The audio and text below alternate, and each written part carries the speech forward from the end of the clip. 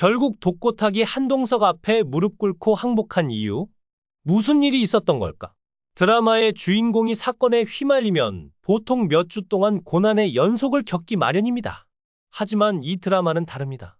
숨막히는 갈등이 시작되자마자 다음 장면에서 바로 해결책이 등장합니다. 이렇게 빠른 속도로 사건을 마무리하니 시청자들은 숨 쉴 틈 없이 몰입하게 되죠. 주인공이 인상을 찌푸릴 새도 없이 문제가 척척 해결되니 이번 묵은살 파동도 금세 끝날 것 같은 예감이 듭니다. 그런데 독수리 술도가에 전례 없는 위기가 닥쳐왔습니다. 반품된 술이 창고에 쌓여가고 기업 이미지는 바닥을 치고 당장 내일 갚아야 할 돈조차 마련하지 못한 상황입니다. 설상가상으로 선수금마저 받지 못하고 있죠. 하지만 절망의 순간 한동석이라는 인물이 나타나 구원의 손길을 내밉니다. 그는 남은 막걸리를 비료로 활용하기 위해 배 농장을 찾아가고 그곳에서 뜻밖의 농장 데이트까지 펼치며 새로운 가능성을 열어갑니다. 한편 신라 주조의 회장 독고탁은 침대에 누워 인터넷 동영상을 보며 독수리 술독가를 조롱하던 중 갑작스럽게 폭탄 같은 소식을 접합니다.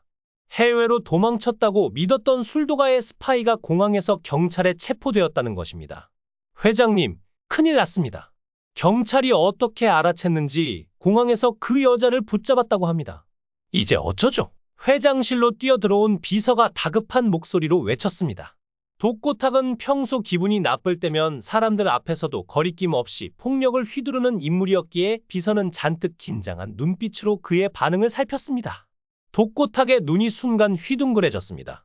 마치 자다가 봉창 두드리는 소리를 들은 듯한 표정이었죠.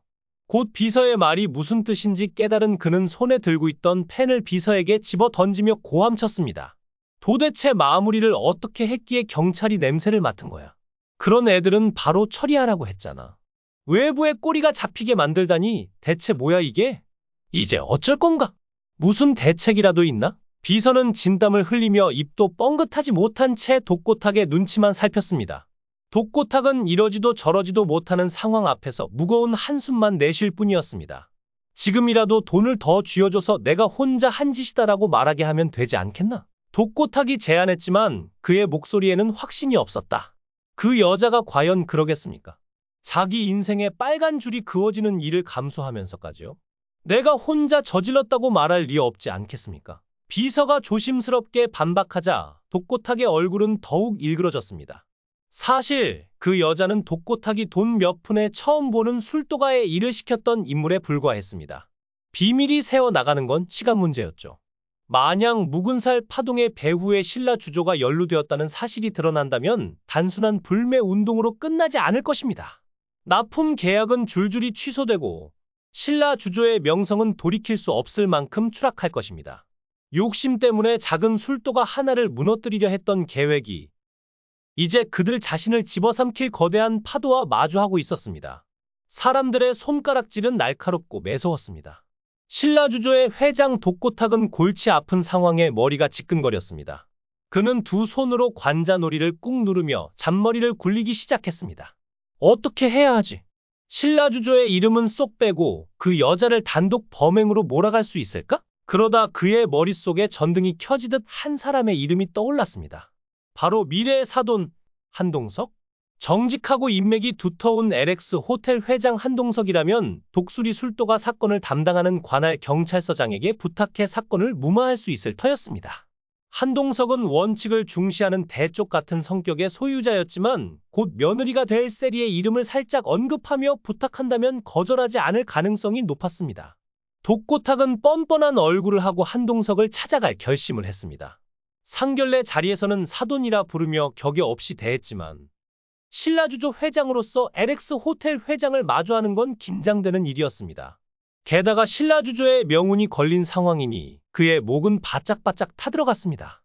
회장님, 독수리 술도가의 회장님께서 여러모로 도움을 주셨다고 들었습니다. 그래서 말인데 저희 신라주조도 좀 도와주십시오. 독고탁이 조심스럽게 운을 뗐습니다. 상석에 앉아있던 한동석은 고개를 살짝 기울이며 늘 그렇듯 품격 있고 도도한 태도로 물었습니다. 저한테 도움을 청하시는 겁니까? 무엇에 대해 말씀이시죠? 저는 우리 결의와 세리의 결혼 문제로 오신 줄 알았는데 셀이 아버님께서 도움을 청하시니 조금 당황스럽군요. 일단 말씀해 보시죠. 무슨 일입니까? 독고탁은 절실한 심정으로 말을 쏟아냈습니다. 이번 독수리 술도가의 묵은살 파동이 워낙 큰 소동이 아니었습니까? 전국 뉴스며 인터넷이 난리도 그런 난리가 없었죠. 그런데 그 술도가에 묵은 쌀을 넣었다는 여자가 경찰에 잡혔는데 터무니없는 소리를 하고 있답니다. 독수리 술도가에 벌레 든 쌀을 사주한 게 우리 신라주조라고 떠들고 다닌다더군요. 한동석은 무표정한 얼굴로 그의 말을 듣다가 짧게 물었습니다. 그래서요. 독고탁은 침을 한번 삼키고 말을 이었습니다. 절대 저희가 사주한 게 아닙니다. 하지만 이번 사태를 보셨다시피 사실이 아니더라도 사람들이 한번 믿기 시작하면 가짜도 진짜가 되어버립니다. 만약 신라주조가 연루되었다는 소문이 퍼지기라도 하면 저희 회사는 둘째치고 우리 세리와 결의에게 치명적인 타격이 갈 겁니다. 제가 회사 때문에 도움을 청하는 게 아닙니다. 우리 아이들에게 구정물이 튈까봐 걱정돼서 이러는 겁니다. 한동석은 독고탁의 말을 잠시 곱씹더니 담담한 목소리로 물었습니다. 그럼 제가 구체적으로 무엇을 도와드리면 되겠습니까? 그 말에 독고탁의 눈이 반짝였습니다. 마치 구원의 밧줄을 잡은 듯한 표정으로 그는 본격적으로 계획을 꺼내기 시작했습니다. 문제가 해결된 듯 독고탁은 미소를 띤 얼굴로 밝게 대답했습니다. 회장님께서 경찰서장님을 따로 만나 이 사건이 경찰서에서 조용히 마무리될 수 있도록 한 말씀 해주실 수 있겠습니까? 그 여자 입에서 저희 신라주조 이름이 절대 나오지 않게 이번 사건을 깨끗이 정리할 수 있도록 부탁드립니다. 저도 곧 결의의 아버지가 되지 않겠습니까? 결의를 위해서라도 우리 회사 이름이 거론되지 않도록 잘 부탁드립니다. 말을 마친 독고탁은 싱글벙글 웃으며 공손히 고개를 숙였습니다. 하지만 고개를 들어 한동석의 얼굴을 마주한 순간 그의 표정은 순식간에 굳어버렸습니다. 한동석이 분노로 이글거리는 눈빛으로 자신을 노려보고 있었기 때문입니다. 한동석은 질색하는 기색을 숨길 생각조차 없다는 듯 차가운 목소리로 입을 열었습니다. 그걸 저보고 하라고요. 독고 회장님, 지금 제정신이십니까? 저보고 입막음을 하라는 겁니까? 도대체 어디서 그런 더러운 청탁을 제게 들이밀 생각을 하신 겁니까? 벌레 든 쌀을 누가 사용했는지는 경찰이 알아서 조사해 밝혀낼 겁니다. 신라주조의 이름이 나오든 말든 그건 우리 결의와는 전혀 상관없습니다. 이런 지저분한 부탁을 하려고 저를 찾아오신 겁니까? 한동석의 목소리는 점점 날카로워졌습니다. 제 답은 분명합니다. 절대 안 됩니다. 저는 그런 추잡한 짓을 혐오합니다. 경찰서장을 만나 이런 일을 무마하는 일은 없을 겁니다. 그러니 돌아가십시오. 더 이상 아이들 핑계를 대며 선을 넘으신다면 저도 지금처럼 가만히 있지 않겠습니다. 배웅은 필요 없습니다. 이름이 나오면 조사 잘 받으셔서 스스로 결백을 밝히시죠. 한동석은 더 이상 들을 가치도 없다는 듯 자리에서 일어났습니다. 독고탁은 무거운 몸을 억지로 일으켜 느린 걸음으로 문을 향할 수밖에 없었습니다. 그렇게 한동석과의 만남은 참담한 실패로 끝났고 독수리 술도가의 벌레 쌀 사건을 은폐하려던 신라주조의 계획도 수포로 돌아갔습니다. 공항에서 여자가 체포된 다음 날 독수리 술도가뿐만 아니라 신라주조도 거대한 소용돌이에 휘말렸습니다.